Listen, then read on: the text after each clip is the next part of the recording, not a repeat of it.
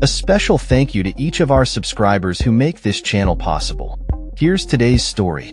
In a surprising turn of events, a federal grand jury in Virginia has once again declined to indict New York Attorney General Letitia James for alleged mortgage fraud. This marks the second time in just over a week that federal prosecutors have failed to secure an indictment against her, raising questions about the viability of the case and the motivations behind it. Sources indicate that federal prosecutors presented their case to a grand jury in Alexandria, Virginia, after another grand jury in Norfolk, Virginia, turned down the case last week. This situation is quite unusual, as federal grand juries rarely decline to indict individuals. In fact, the Justice Department reported only 6 instances of failed indictments out of more than 150,000 arrests in the 2016 fiscal year.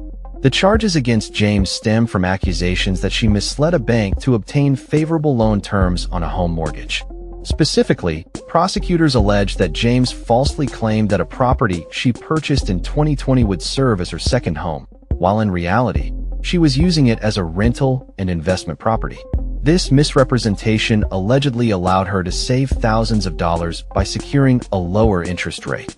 James has vehemently denied these allegations, asserting that the prosecution is politically motivated.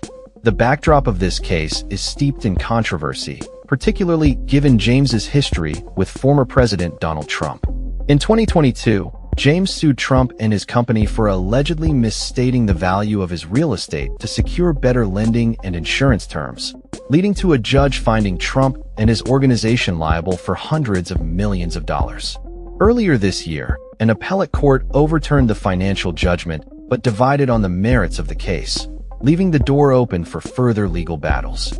Following the dismissal of the indictment against James last month, which was based on the unlawful appointment of the U.S. Attorney in the Eastern District of Virginia, the Justice Department's attempts to revive the case have faced significant hurdles. The lead prosecutor, interim U.S. Attorney Lindsay Halligan, was appointed under questionable circumstances, raising concerns about the validity of the charges brought against both James and former FBI Director James Comey. Comey was indicted shortly after James, both arguing that Halligan's appointment was not legal. A U.S. district judge dismissed their indictments without prejudice, allowing the government the option to attempt to indict them again. James's attorney, Abbe Lowell, criticized the ongoing legal saga, calling it a stain on the Department of Justice's reputation. He stated that any further attempts to revive these discredited charges would be a mockery of the justice system. The political implications of this case are significant, particularly as it unfolds against the backdrop of an increasingly polarized political climate. With Trump and his allies continuing to target James, the case raises questions about the intersection of law and politics in the United States. As the situation develops, it remains to be seen whether the Justice Department will attempt to bring the case against James back to the grand jury once again.